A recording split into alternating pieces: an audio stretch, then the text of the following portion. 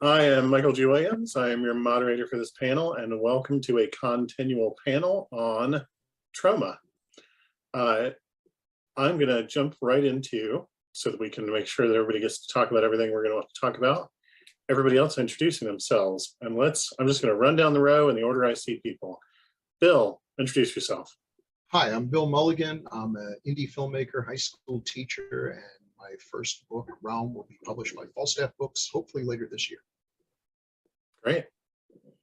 Dianna.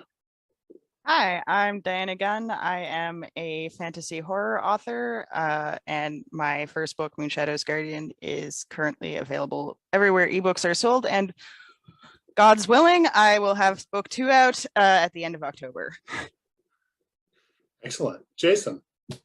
Hi, I'm Jason Gilbert. I'm an author. I resemble that remark. I keep it honest. I mean, I swear a lot. I drink on panels. I write the Cold Stone Case Files series. I write the Clockworks of War series. I also do film reviews. I've worked with Bill a number of times on film festivals. And you can find me on Sunday nights on a program called Terrible Movies with Wonderful People, where we review movies that didn't quite make the mark. Speaking of alcohol. Excellent. And Robin, introduce yourself. Hello, I'm Robin L. Watkins. I'm an actor. I was in the movie Poultrygeist, which is right behind me here. Yay! Oh. And played the general. And you can check me out if you like to see my website. It's robinlwatkins.com. Great. So I have questions as a moderator, but I also am willing to bet that this is going to be a group of people who are pretty forthcoming with ideas and opinions. So don't feel like you have to hold back on expressing yourself. At the same time, Michael, there's no such thing as stupid question. That's fair. I am a sometimes stupid questioner, but there are no stupid questions. And also, I feel like maybe a panel about Troma has to be kind of a bit of a mess in order to be fun. That's just going to be part of the nature of it. But the very first question I'm going to ask is, and I'm going to start by asking you, Robin. Yes, sir. What was your first Troma film that you watched? Like, tell us about seeing it. Did it change your life? Did it make a big impression? In what circumstance did you watch it? Well, I guess the first Troma film I ever saw was probably Toxic Avenger. That's the one that I think everybody knows and loves, and they always talk about. I don't know if it had any real effect on my life per se, but I did enjoy it, and I've seen quite a number of Troma films since I've been in Poultrygeist, of course. I've checked out other ones, but yeah, Toxic was the first one. I even saw the play on Broadway, or off Broadway, too, when I lived in New York. So and that was a lot of fun. If you have not seen the play Toxic Avenger, it is so much fun. It is such a great play. It's a lot great music and a lot of fun. Great. Jason. Like Robin, when I was a kid, I stumbled across the Toxic Avenger, and I think that's the moment that things changed for me radically and mentally. Now, of course, you're also talking to somebody whose sexual awakening was the Rocky Horror Picture Show. So what are you going to do? You're in fine company. Yeah. After that, I may have seen Poultrygeist, because as I was watching these as a young kid coming up, I know the most recent one I saw was Sergeant Kabuki Man, which was a lot of fun. And then, of course, Nymphoid Barbarian and Dinosaur Hell. Who can unsee that? So yeah, seeing these different Troma films over the years, even just stumbling on accident for a moment, not knowing what I'm looking at, I'm like, this is fantastic. It's kind of what taught me that movies don't have to be good to be fun. Movies, you can sometimes just watch a movie because it's fun. So, yeah. A lot of definitions of good. Mm-hmm. Dianna, what about you? What was your introduction to Troma?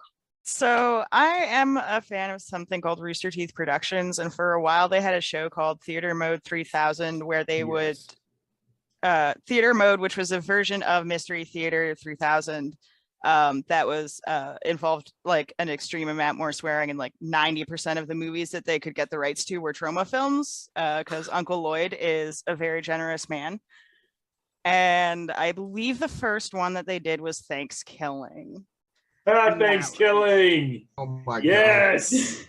That was like 6 or 7 years ago we watched that, and we had pretty consistent drunken B movie nights for a good couple years there. It was pretty great. Sounds awesome. Bill. I think the first Troma films I saw, because I'm old enough that I was watching Troma films before they became Troma films, probably Mother's Day or The Children, which are fairly straightforward horror films, not the kind of films that we associate Troma with. As far as Troma-esque films, it would probably be Redneck Zombies, because the director of Redneck Zombies, Pericles Lewis, was in one of my films, and I got to talking to him, and so I had to watch it. I think it was one of the first shot on video films to really get a good release. So that's where I started getting into so it's a little tricky with Troma, because there's Troma films they produced, and then there's about 1,000 films that they distribute, and it's sometimes a little tricky to know which is which. You know, I feel like the true Troma films are the ones that Lloyd had a hand in actually making, but I'm not sure that applies to some of the ones that I associate with Troma, like I said I wasn't going to bring this up early, Blood-Sucking Freaks, which I'm not sure Troma helped produce, or whether they were just the only people that would distribute it. Find out. My introduction to Troma, my very first like Troma film, was similarly something that they did not produce, but they were the only people willing to distribute it. And it's a movie that these days is available on Amazon Prime for free, called Vegas in Space. Back in the early 90s, when I was in college, there was, these days it's a big multi-day film festival called Out South.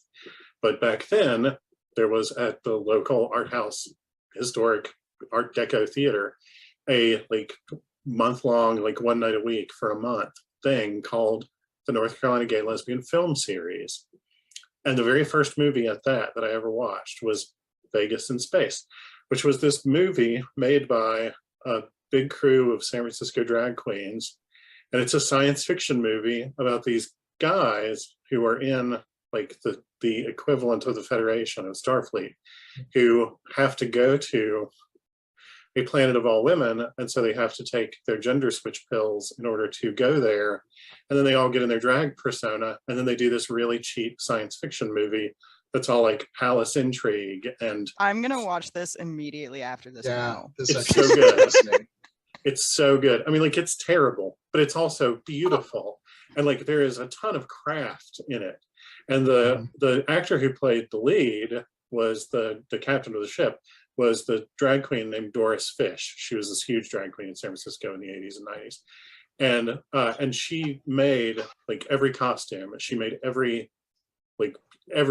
in the place. She did a ton of the design, in addition to having helped write it, in addition to producing it, in addition to starring in it.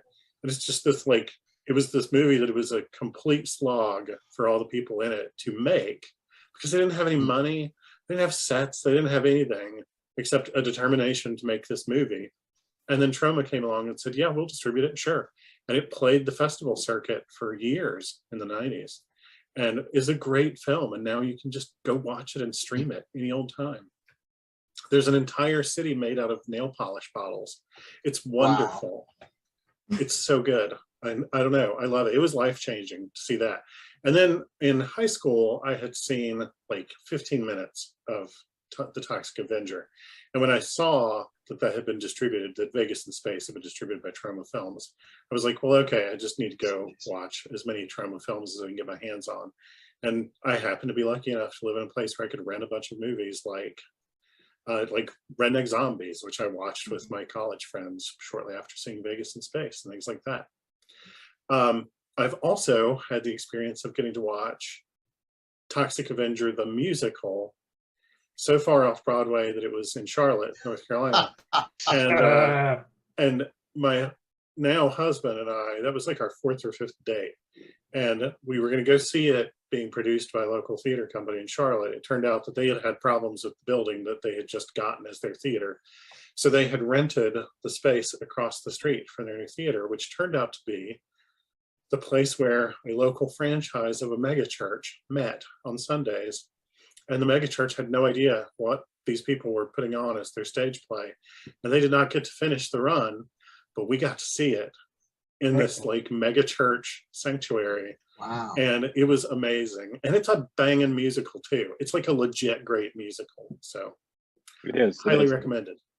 And Bill, to answer your question, Troma did not acquire Bloodsucking Freaks until 1981, but they distributed it. Okay. Yeah.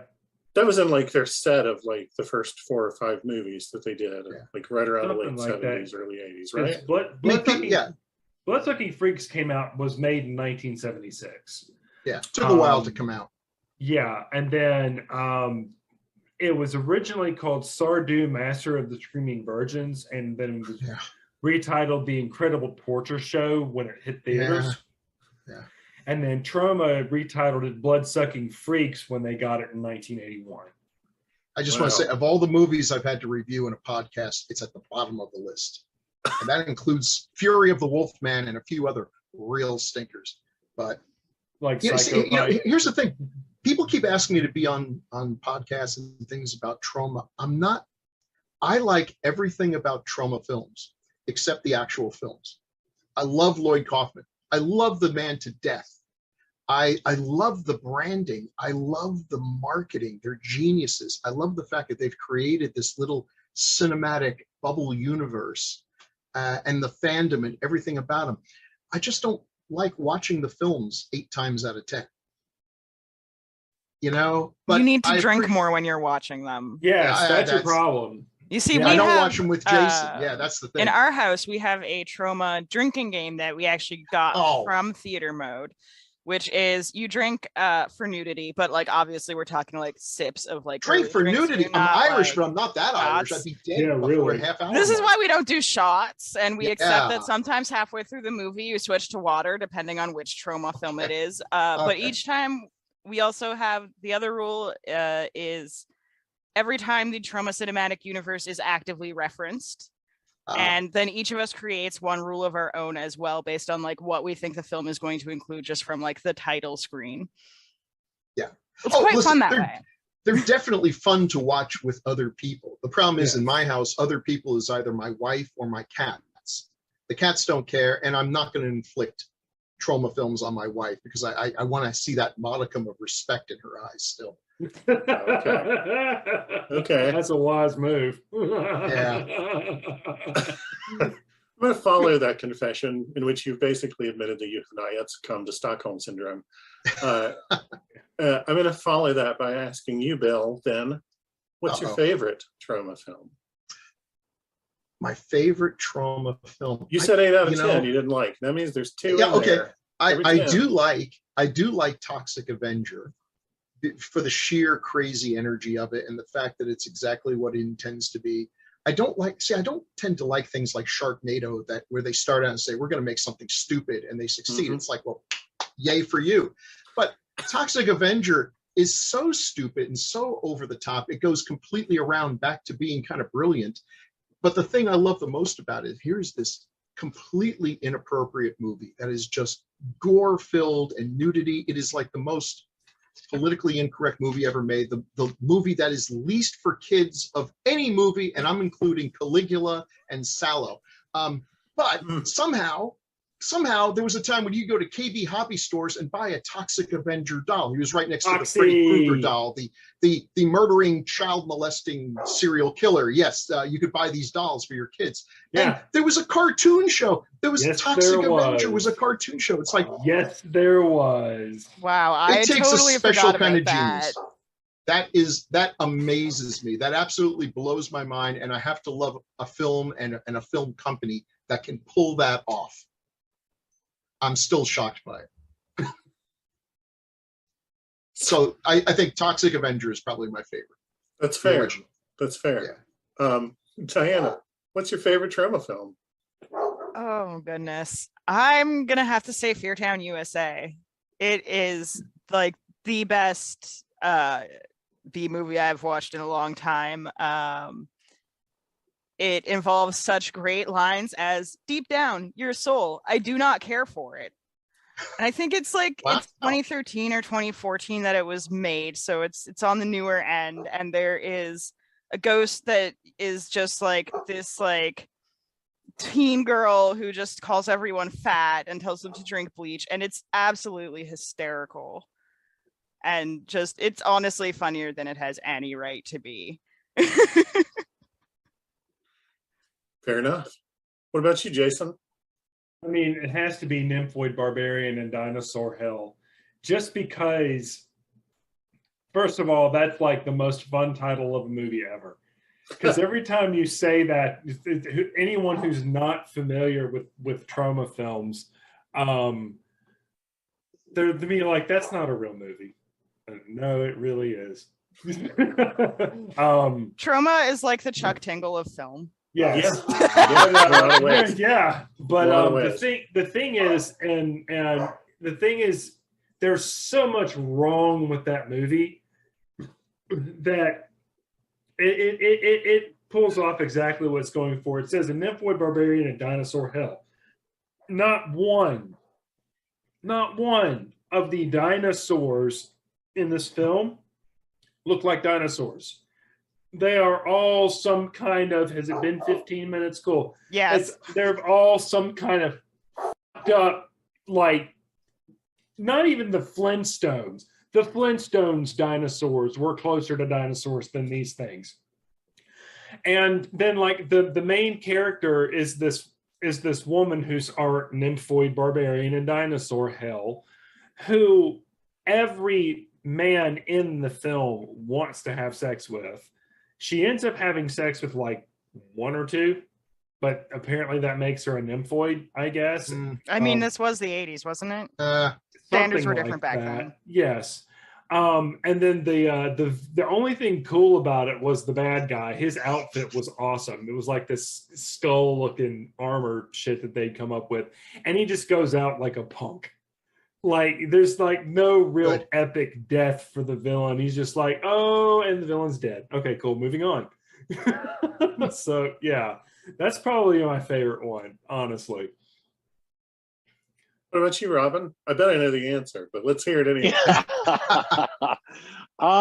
Yes, the answer is Poultrygeist, and not just because I was in it. I just think it has anyone seen Poultrygeist that's here sitting in front of me now? Yes. I'm sorry, I apologize. I have not. You have not. Okay. Shame on you. Okay, I know. Okay, so then, Bill, then you understand that it's not only a gory, nudity-filled movie like most Troma films, but it's also it has a bit of a heart to it. It's a musical. I mean, they actually we actually sung in the movie, and it was just I just thought, and plus one thing that I was really afraid of when I took the part, and you'd be amazed too at the audition process that Troma puts you through to get into one of their films. I'm talking days and weeks of coming back, reading, doing this. And the reason they do that is what they told me, at least one of the producers told me, is that they want to make sure whoever they cast in their movie is going to stay with the movie and not get cast and then go, I don't want to do this, and drop out type of thing. But it's just a really clever movie. And if you haven't seen it, please watch it. I do a big dance number in the parking lot of this fast food chain. The premise of the movie, by the way, is that they build this fast food restaurant on top of ancient Indian burial ground, and whoever comes into this fast food chain, when they eat the food, they turn into chicken zombies and they kill everybody. And it has all the Troma stuff you want in it, but it's also very clever. A lot of fun music. And a lot of good actors too, because I was afraid, which I'll go back to that, afraid of when I got cast that I'd have to play across some bimbo with big boobs you know, not even able to speak, more or less act, you know, but they cast actual actors in this, and not just throwing somebody's cousin from somewhere else and all this stuff. So it was just hiring porn stars. Yeah, just hiring. Well, Ron Jeremy was in it, but I forgot about that. Yes, he was. He was a nice guy. Actually, he told me that he goes, well, you know, they offered me the general, but I couldn't do the time period or whatever, and which I believed him, because, you know, to have Ron Jeremy in there as the general would have been interesting. But anyway, so it was just a lot of fun, lot of good music, and more than just gore and nudity. Yeah. Hey, Robin, can I ask you something? Yes, sir. Lloyd Kaufman once told me, when you're shooting a movie, shoot it in sequence. That way, if your actors flake out on you, you can just kill them off screen or something, and then move on. Did they shoot Poultrygeist in sequence? No, they did not. I guess he had faith in his actors. Yeah, because I'll tell you, that was really good advice, and it's advice that a lot of filmmakers, myself included, did not heed, to our great peril. Yeah. Matter of fact, I'm not going to mention any names, but they had a bit of trouble one time, because one of the actors found out that he wasn't making as much as one of the other actors, or actually a couple of the other actors, and he threatened to walk off the set, and there was no way they could let this person go, and so they met his demands, to say the least. But yeah, no, but they did not shoot it in sequence. We shot in an abandoned McDonald's in Buffalo, and it was in one of the baddest neighborhoods in Buffalo, drug deals and all this other stuff. So that's a bold statement. It was quite interesting. They had security all over the place, making sure. Matter of fact, one time I wanted to walk down to a store after we shot something. They went, "You can't walk down by yourself." And I'm like, "I can't? Okay. We've got to come with you." It's like, "All right, come on, let's go." So, but it was fun, and the guys and the people that come from all over the world just to be in a Troma film. Oh yeah, it's amazing. Sure. It was amazing how many people were from France and Germany, and just to step in and go, killed or whatever. But it was fun. Anyway, go ahead. It would be a very unique experience, I would imagine. It was. So, Bill, you made reference to Toxic Avenger as being the least politically correct movie, or the most politically incorrect movie. I'll say Troma's War makes Toxic Avenger look like something that could be shown at Lilith Fair. Troma's War took it. Yeah. Well, we hear these days that sometimes fans complain that properties are political, that horror is political, that science fiction is political. You hear people complain that the new Star Trek shows are too political, etc. But Troma's films have been very political movies, and Troma War is one of the most political horror movies ever made. I mean, it's literally about Reagan's foreign policies. So the people making it said that at the time. So I don't think that there's a lot of ways to escape the fact that Troma's movies are very political. Did the politics of any of anybody is welcome to answer, and the answer might be no. But did any of the Troma films that you watched, especially earlier on, did that influence your views? Did you pick up on those themes and realize that that's what they were talking about? I think they tried to be political, but if you watch Troma's War, okay, maybe they intended to make a criticism of Reagan, but the only thing I came away from watching it is that I cannot believe they made a movie where they treated AIDS as a joke and were just so awful about it. Now, as a joke, I appreciate jokes that a lot of people wouldn't. So I'm not saying they shouldn't have done it or you can't do it. I'm for artists doing whatever they want. But I think when you do that, you run the danger of losing whatever intended effect you have, because the shock value just shocks all the intentions away. I don't think Reagan had anything to worry about from people going to see Troma's War. Mm-hmm. I don't think it was going to change any votes whatsoever. So that's fair. I just think, if you're going to be political, you have to accept a few things. You're probably going to instantly date your project. You know, something that's hot politics right now is going to be old news a year from now. So that's the price you pay. And you've got to use a sure hand. You know, if you hit people over the head with it, it doesn't convince. The good stuff is the stuff that sneaks under your skin and makes you think, this is kind of like what's happening. And if it's spoon fed to you, to me, I don't think it's going to change much of anything. No, I don't think I could point to Troma as any sort of political awakening for much of anything. That's not what I got out of him. I mean,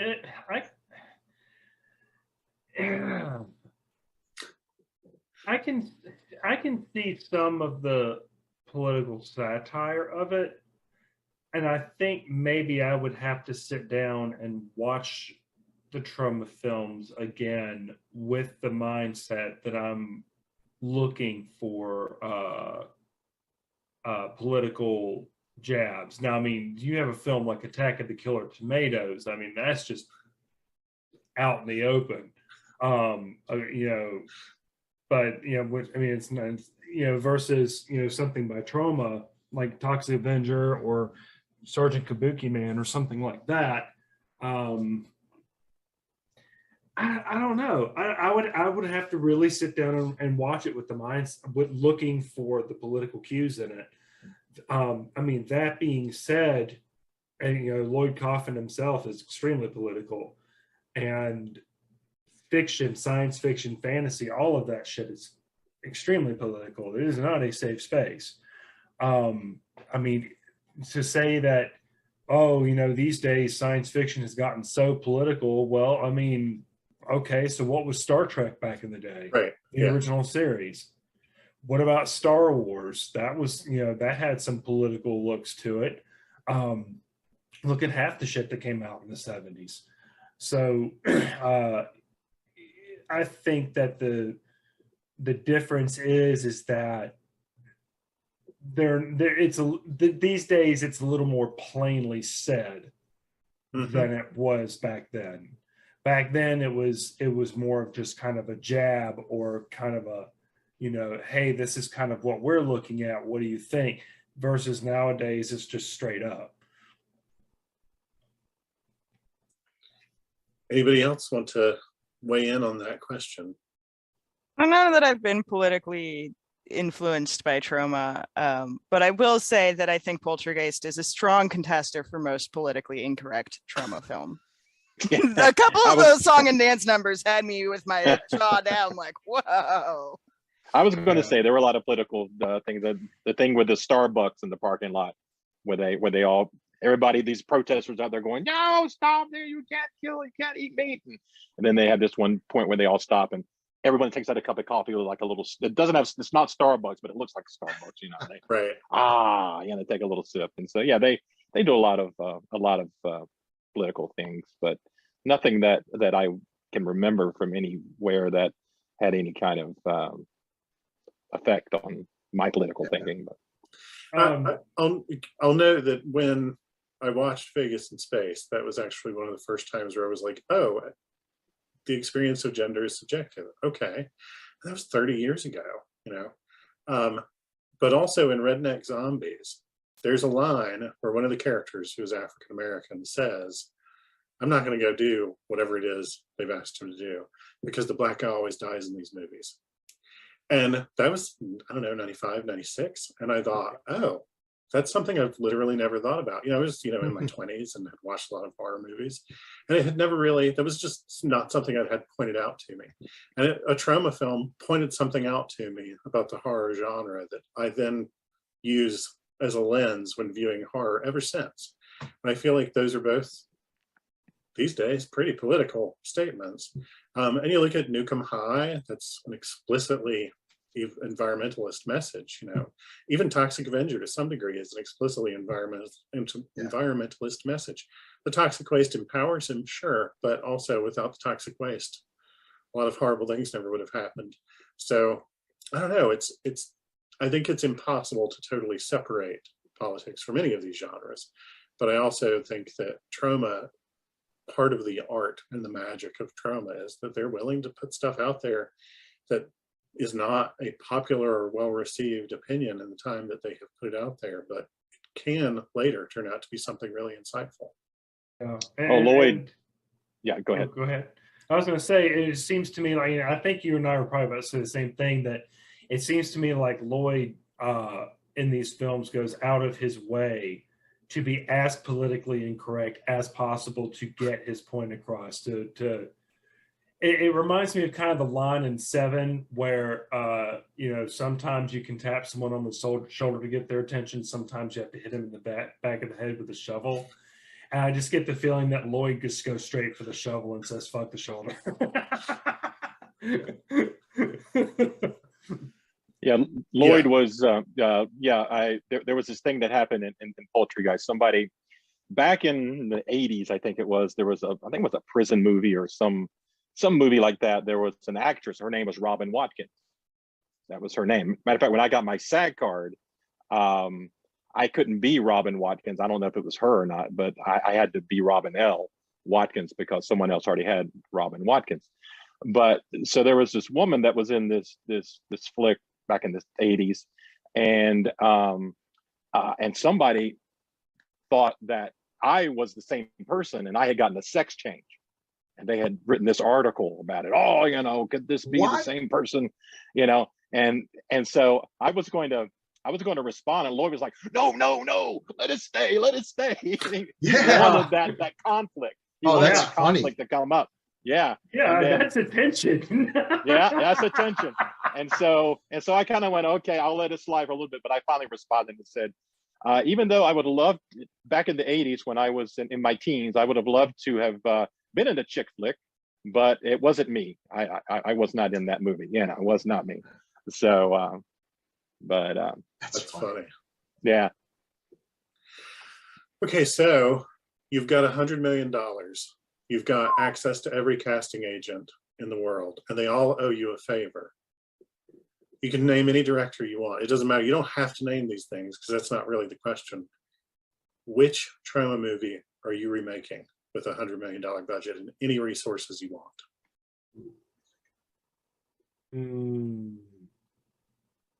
I want to remake Cannibal the Musical. Yes. I want to specifically. So I actually saw a stage show version of Cannibal the Musical a few years back, or maybe more than a few. But it must have been redone shortly after Frozen came out, because they had redone the "Do You Want to Build a Snowman" song into the tune of the "Do You Want to Build a Snowman" song in Frozen, and it was the most hilarious shit I have ever heard.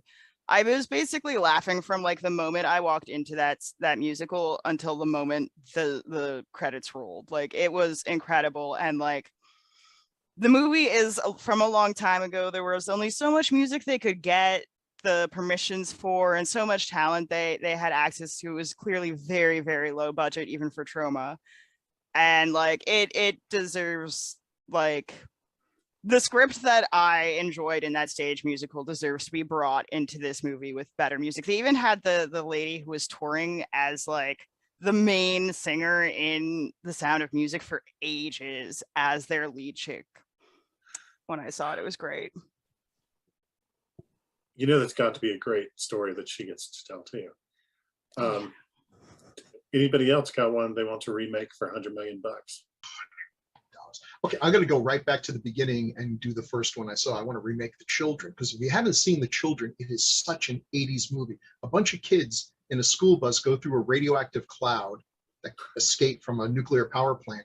They come back as these horrible little pasty children with raccoon eyes and black fingernails. And if they touch you, and their parents, like imbeciles, keep running up to them, "Oh, Frederick, I thought you were going," and they grab onto you, and then they radioactively turn you into a smoking husk. Okay, this movie doesn't really need $100 million, so I think there's going to be plenty I could slip right into my back pocket there. But yeah, I'd like to see it. I'd like to see it redone, because to kill them, you have to chop their hands off. Only in the 80s could you make a movie about a bunch of radioactive mutant children that you have to kill by lopping off their hands. It's, even as I say it, I'm like, no movie like that could have ever gotten the green light, and yet it did.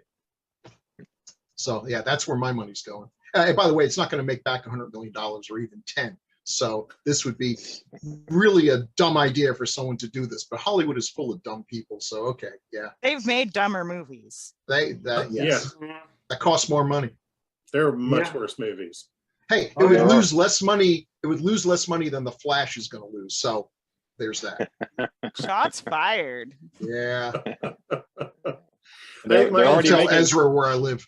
they're already remaking Toxic Avenger, as I'm sure you all know, with Peter Dinklage. Yes. Yeah. I don't know if it's going to be a straight show, if it's going to be the musical. Now, I would love to put the musical on film.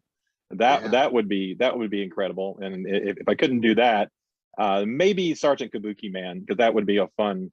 Yeah, that's kind of what I was thinking is Sergeant Kabuki Man. If it is the musical and it turns out Peter Dinklage can sing, oh my.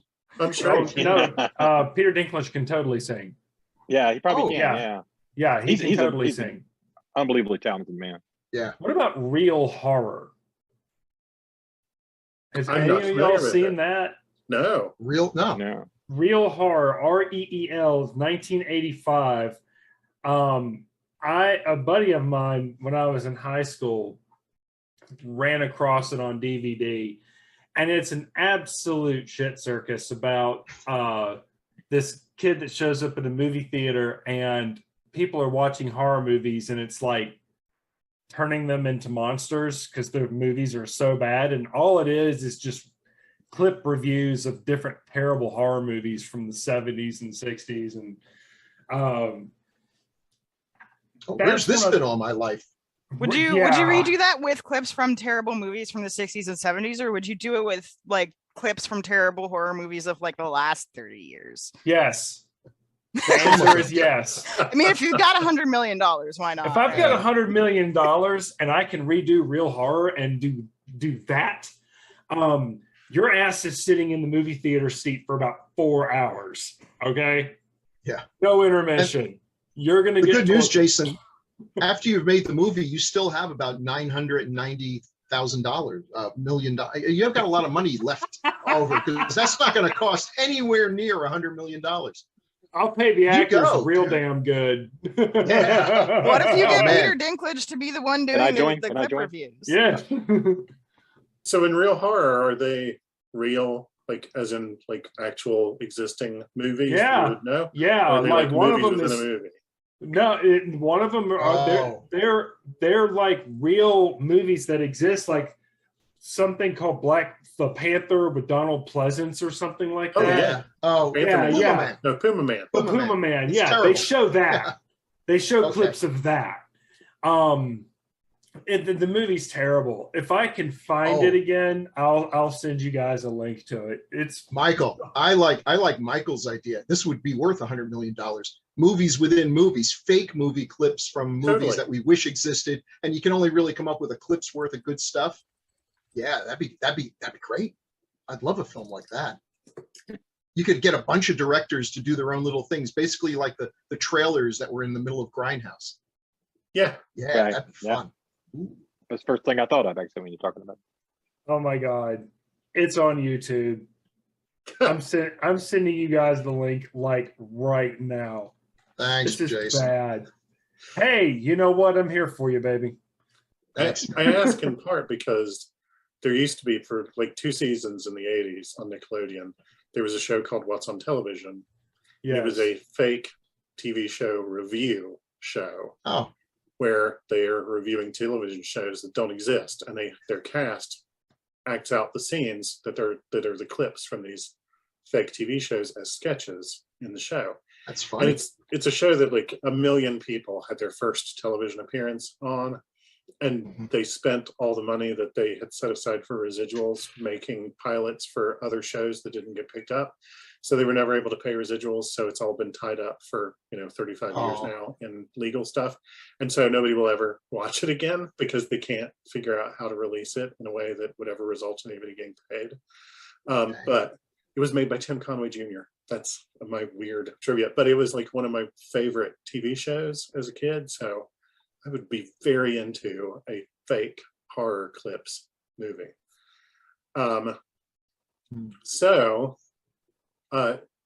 Robin, what movie? Yes, sir. You said You said Toxic Avenger. Sorry. Well, I said that I couldn't really choose that because they're doing it now. But if it's not the musical, I would love to do the musical. But yeah, Sergeant Kabuki Man would be a kind of a fun thing to do with like a cop show, cop movie type thing. So I think I would go with Redneck Zombies just because I love it so much, and yeah, I think that people love their zombies. You know, they do. People love their zombies, and I think that one might actually make the money back. Yeah, a really well done Redneck Zombies movie would have the potential to say a lot in our current environment, is what I will say. So in the spirit of like making it a little unnecessarily academic, are Troma films art? Yeah. Go for it. Jump in. Yeah, I mean, it's art is about expression, and I mean, like, if you want to sit any Lloyd's brand is very much. I feel like he very much like the guy Bill. I'm sorry, the name is escaping me right now. The Terror, Jack Nicholson, 50-Foot Woman. Yeah. Roger Corman. Okay, yes. It's very much Roger Corman with a whole lot of attitude. Like if he's got a toothpick, 2 Q-tips, and a popsicle stick, he's going to make a movie. But behind all of that is just so much expression. It's very much his way of being outspoken. Even the movies he just picks up and distributes.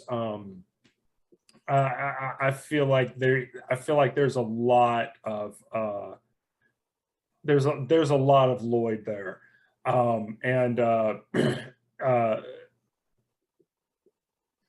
yeah, I mean that's really as far as I can go with it. It's just, you know, with his brand, you see his branding is okay. Yeah, he's just trying to shit out as many movies as he can, but if you really watch him and think about it, no, that's him having the conversation with you.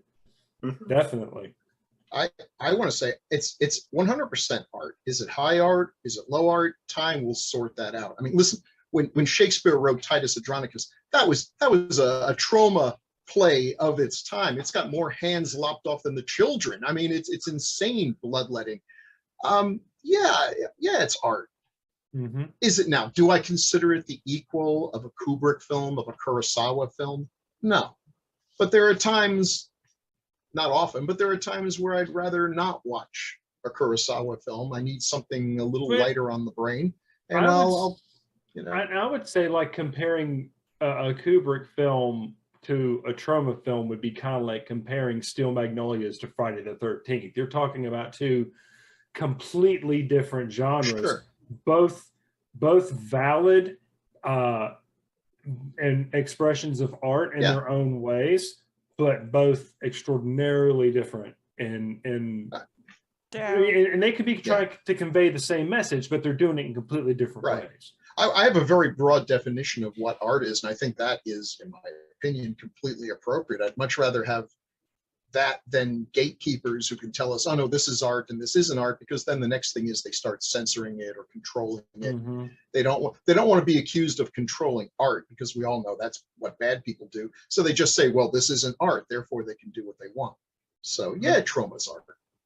Look, I'm of the opinion that if someone can duct tape a banana to a wall, call it art, and sell it for $3.2 million, I don't know if that was the right number, but then Lloyd Kaufman can definitely call his films art. Yeah. Like, they last longer than the banana anyway. That's very true. Unless you shellac it. Go ahead. Go ahead. Oh no, I was saying you'd have to shellac the banana, but yeah, put it in. Yeah, make it last longer. Plastic, something, you know. Yeah.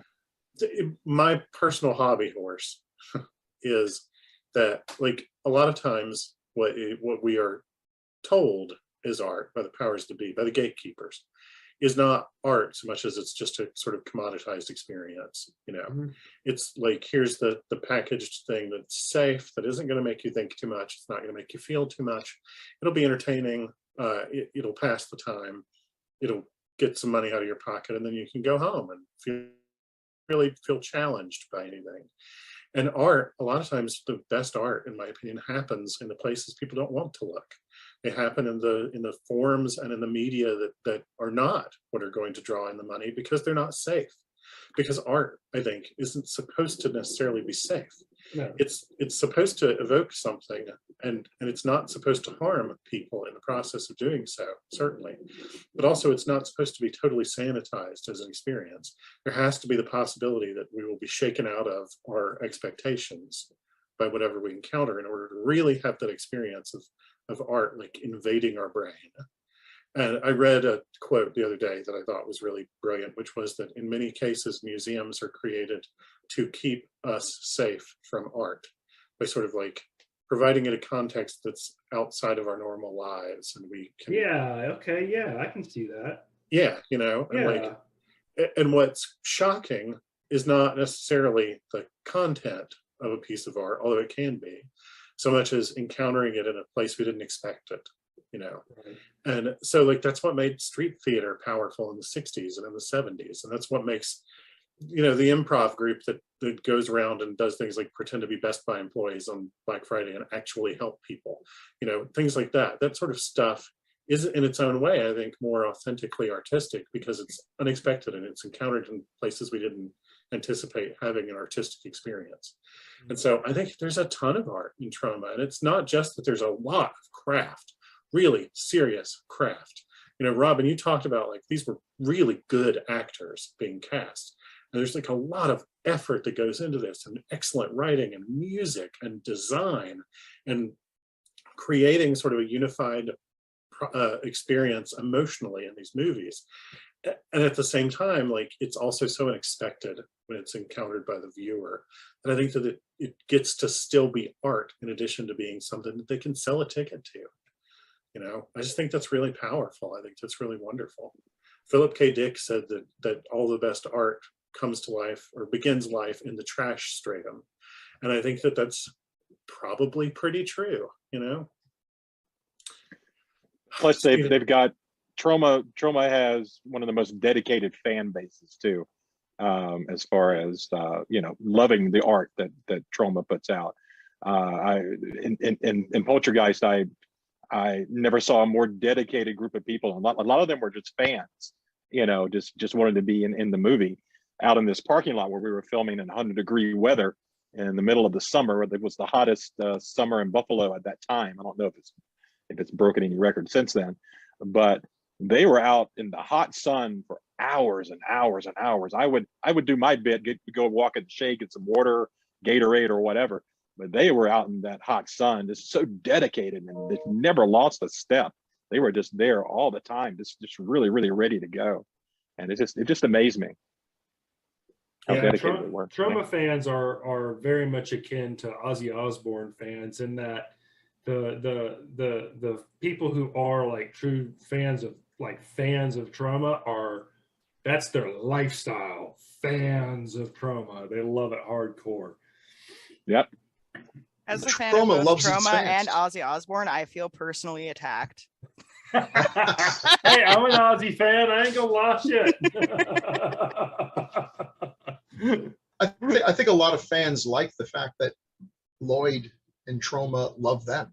They love the fans, and they openly. Definitely. So often in Hollywood today, there seems to be a sort of an underlying either disregard or out and out contempt for the fans. Mm-hmm. Now, some of the fans are pretty contemptible, but they should be, probably. I would ignore them if possible. It's just that too often it feels like there's this conflict between the people creating the art and the folks who have to support it, or there doesn't get to be any more art. And man, Troma fans will walk across cut glass. Look, even I, who am not the biggest fan of Troma, if I heard that they were making a movie, Troma was making a movie, and I could get to it, and they're going to pay me nothing, like maybe I got a shot at the craft service table, I'm there. I'm totally there. Because I want, for one thing, I have a pretty good feeling that I'm going to meet some folks there that are going to be big later on, because they've had a lot of those folks come through them. Even James Gunn worked on a Troma film. Oh yeah, James Gunn. Oh, He got him in Lloyd trouble has a been little in, later, but yeah. yeah. Lloyd has been in, I don't know how many of his movies, and a lot of the Marvel stuff he popped in for like a second or two. Lloyd Those Kaufman, movies. if you fly him in and give him a hotel room, he'll be in your movie. I don't care how cheap your movie is. He will be in it if Yeah. you fly him Yeah. in. He's told us that a number of times. We should have taken him up on it. You know, And the other bringing thing up- about Troma, though, is that you can always tell that they are having so much fun on that set. Yes. Like, And Yeah. yes, it is about art and there's so much work that goes into it and so much craft, but you can tell every time that they're having the time of their freaking lives. Oh yeah, just to kind of like tune into what Robin was saying about the actors that he met on the set. Like, no matter how bad the movie is, no matter how shite the overall thing is, and how silly it is, these actors are delivering every single solitary line, every mannerism of their character with everything they've got. They are invested. They're there. Sergeant Kabuki, man, with the one guy that kept calling everybody a weenie. Like, oh, you weenie. He was like, dude, he's having a blast. He's having a blast. He's not sitting there with that, I'm getting a paycheck, look in his eyes like Ray Liotta in Turbulence. You know, so Nobody's sleepwalking through a Troma film. No one's sleepwalking through a Troma film. Yeah. So I got to ask Robin, I mean, like, what is it like? What is the environment on set of a Troma film? I was going to ask the same thing. A blast? And I'm going to interject before you answer and say we only have a few minutes, so you've got 1 minute to answer that question. 1 minute to answer that question. Okay. Yeah, it was a blast. It was a lot of fun. You know, we got to know the crew. We got to know the other actors, of course, and everybody. You know, was super nice, and Lloyd was great, and it was a lot of fun. And I wouldn't trade it for anything that I've done or that I will do in the future. Yeah, so it was great. It led down, for me, it led down avenues of getting into more films. And yeah, I just loved every minute of it while I was there for like 6 weeks. Yeah. So we only have a couple minutes left, and I'd like for everybody to tell our viewers where they can find you and remind them of your bio and all the stuff, like all the good stuff like that. This is the part where we commoditize their experience. So Robin, let's start with you. Well, again, robinlwatkins.com. Check out my website. Otherwise, right now I'm working on developing a board game called Creepy Town. In the midst of getting the board game, the dice game, the card game together. And otherwise, I'll just leave tonight's panel with what the general might say if he was here. Good night, Tromaville.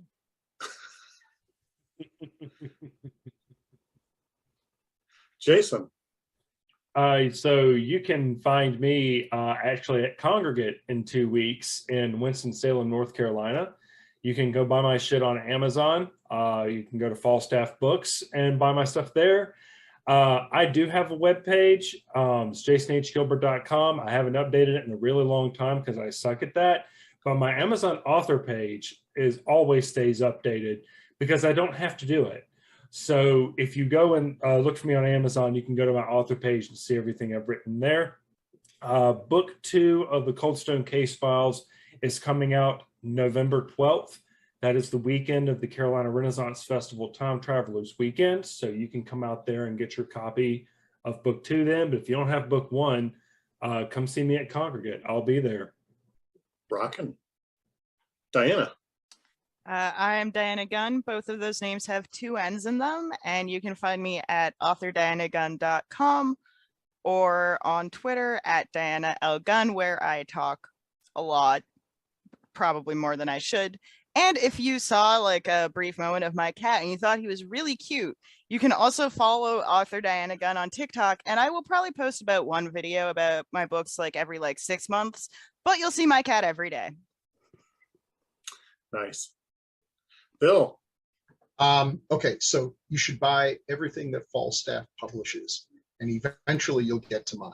And also, you know, and probably by the end of the year, I think that's when the book should be out. And I just want to say, listen, you should buy everything these folks have written, but it's going to cost you a pretty penny. Whereas you can get everything that I've written for the cost of 1 book. And I think that's a bargain I actually wanna only throw have that one out book there. out currently, so Oh, well, there you go. Toss the two books and you've got half the panelists' books. And There I you will go. throw this out there that Falstaff, if I am at a convention and Falstaff Books is there, we always maintain that anyone who buys one copy of every book that Falstaff has at the convention that weekend, I will take the books out to their car for them. Oh, wow. That's gonna be Wow, not all multiple heroes trips. wear capes. That's amazing. 6'3", 240 Look at pounds. that. I can take it. Let's do it. It's gonna be quite a lot of trips. Gosh. Yes, sir. Yeah. I can do it in one. Maybe two. It's a good way to Okay, make sure you probably get in your three. workout on a con weekend. Hell yeah. Work off And- those calories from the buffet breakfast. Right. You're not wrong. And I am at michaelgwilliamsbooks.com, where you can find links to my Amazon author page, which also is way more updated than anything I would be in charge of maintaining. You can find me on Twitter as username at McManlyPants, as in, you know, the Scottish Manly Pants. And you can find me on as the co-host of Arcane Carolinas at www.arcanecarolinas.com, or on any of your preferred podcasting apps or platforms, where we talk about the myths, legends, and modern weird and hidden history of the Carolinas. And thanks everybody for being here. We are in.